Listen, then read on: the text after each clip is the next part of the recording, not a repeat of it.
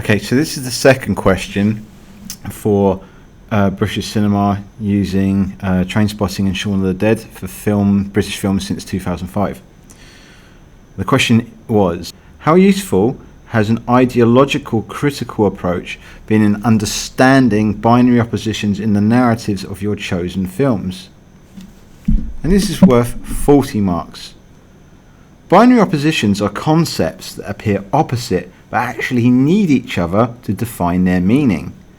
Binary oppositions are often used in film and other narratives to achieve a narrative or aesthetic tension. To analyse a narrative by drawing up binaries can help map the key ideas and themes of the film, and indeed reveal its ideological work. In this way, Levi Strauss's theories relating to binary opposition have proven invaluable in terms of understanding the narratives of both Trainspotting and Shaun of the Dead. There are many examples of binary opposition in both my case studies. In Trainspotting, the main character Renton is usually in direct binary opposition to his so-called friends. For instance, although he's just as addicted as them, Begbie is addicted to violence, not drugs, Renton has the fortitude to keep trying to quit heroin. In this respect, he's in direct binary opposition to his friend Sick Boy. The key scene where this is underlined is near the beginning, where he first announces to his dealer Swanee that he's quitting using the usual Sick Boy method. Swanee mocks Renton by gesturing to a drugged Sick Boy and saying, "Oh, it really worked for him, eh?" To which Renton replies, "Well, he's always been lacking in moral fibre." This is indeed true, as Sick Boy is represented as someone who lacks morality and fortitude because he cons his friends and can't or won't quit heroin on his own accord. Indeed, upon the death of his infant daughter due to his negligence, Sick Boy becomes fully nihilistic and unsympathetic as a character, whereas Renton, whom is more empathetic as a character, is thus more sympathetic to the audience. This is a pattern that follows when comparing him to his other friends, because by comparison to them, Renton is represented as stronger and more likeable. Even more reprehensible than Sick Boy is Begbie, who is sadistic and bullying to everyone, including his so-called friends. He is Renton's binary opposition because, unlike Begbie, Renton is generally peaceful and good-natured. This difference between them is particularly noticeable in the scene after Begbie accidentally attracts a transvestite at a nightclub. Renton is more enlightened than Begbie, whom is ashamed of not noticing the person he pulled wasn't actually a woman.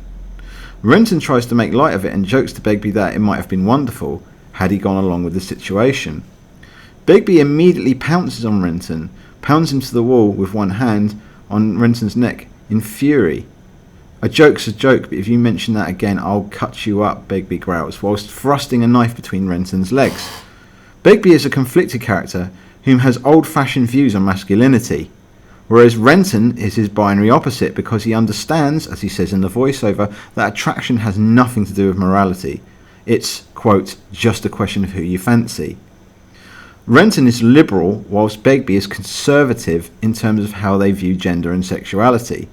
This is particularly ironic since both the author of the original book and Robert Carlyle, whom played Begbie, emphatically stated in interviews that Begbie is indeed a repressed homosexual, whose random acts of sickening violence were motivated by his fear of being outed. This is therefore clearly evident in the confrontation scene between Renton and Begbie. Begbie's hypocrisy is also quite evident in the opening pre-credit scene, and is the binary opposite of Renton's comparatively more informed views on substance abuse. Begbie's first piece of dialogue in the film is ironic, and shows Begbie's lack of self-awareness, whereby by comparison, Renton is all too painfully self-aware. Begbie says about heroin, "No way will I fill my body with that shite," at which point he pulls on a cigarette. "All them fucking chemicals." He downs a whiskey. "No fucking way." Then goes to pot a ball on the pool table. Begbie is preaching against drugs because of quote-unquote chemicals, but he is oblivious to the fact that the whiskey he drinks and the cigarette he smokes are both full of harmful chemicals too. What is more true in terms of how he is represented by the film is that Begbie, like a lot of people in society, has a problem with illegal drugs because that is what society tells him to think. Whereas society allows drugs like alcohol, the whiskey, and nicotine, the cigarette, for no other reason that they become socially acceptable drugs.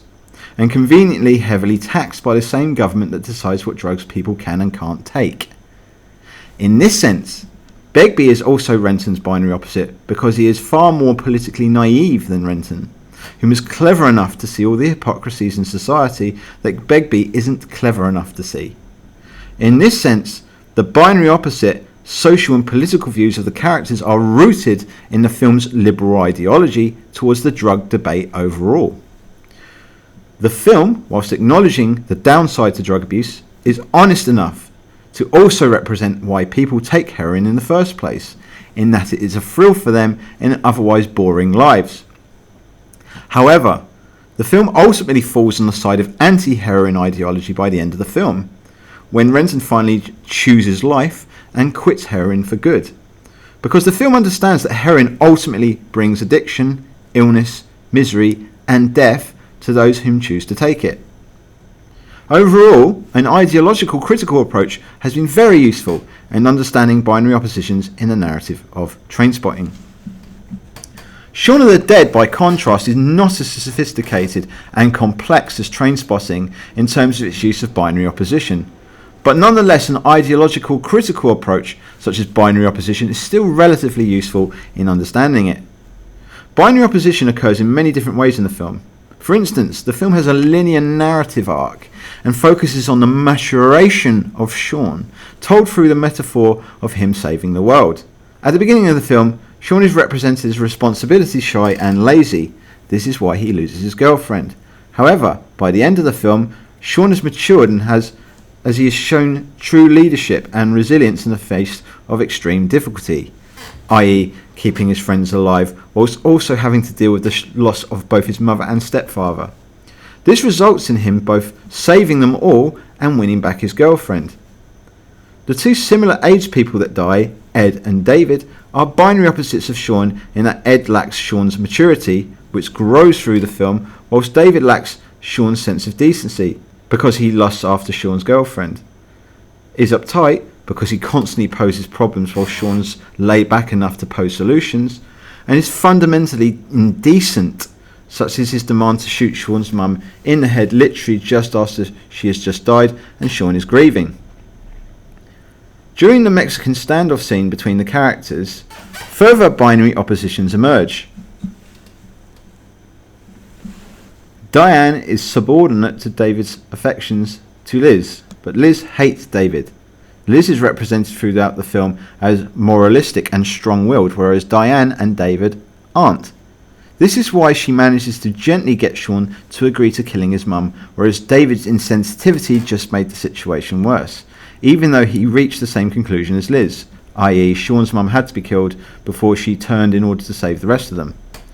Nonetheless, given the film's overtly satirical nature, the ideological critical approaches are too shallow and obvious to be truly useful because the film spells out everything for the viewer, including clean-cut binary opposite characters, whereas the overtly ambiguous Trainspotting has helped considerably in terms of understanding through such an approach.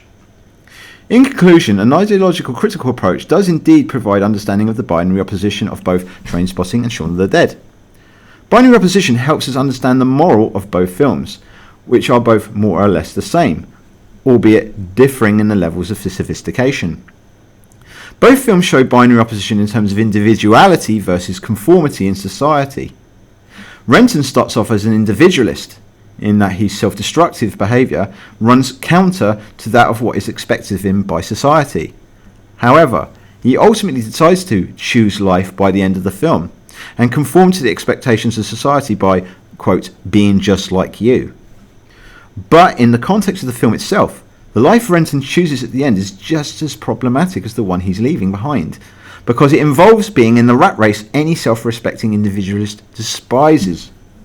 Ultimately, however, the film suggests that any other road guarantees self-destruction in the end, so the only way to survive is to give in to societal conformity, for no other reason than that's what the lesser of two evils is. By contrast, Shaun of the Dead is not as complex in terms of its sense of moral binary opposition. Shaun begins the film, like Renton, as selfish and failing in terms of mastering his own destiny. However, Sean ultimately conforms in terms of what is expected of him as a human being on a moral level, i.e. being brave, responsible, moralistic and empathetic towards others, and is ambiguously rewarded for this, as he manages to both have fun with his best friend, whom is by the end of the film a zombie, whilst also being more attentive to his girlfriend, and thus keeping her. By contrast, Renton's lesson is learnt at a cost of having to leave his family and friends behind, as only through betrayal does he manage to cut himself free from the cycle of self-destruction he spent most of the film in. Binary opposition as an ideological, critical approach did indeed deepen my understanding, especially in terms of my reading of Trainspotting, because through structural analysis of both films I saw the deeper meaning of both films. However, Trainspotting is more transgressive as a film and challenges dominant ideologies in society, even if it ultimately ends up conforming. Whereas Shaun of the Dead merely conforms to already dominant ideologies in society without any significant challenge to it. And I got the full 40 marks. And that is the end of component 1.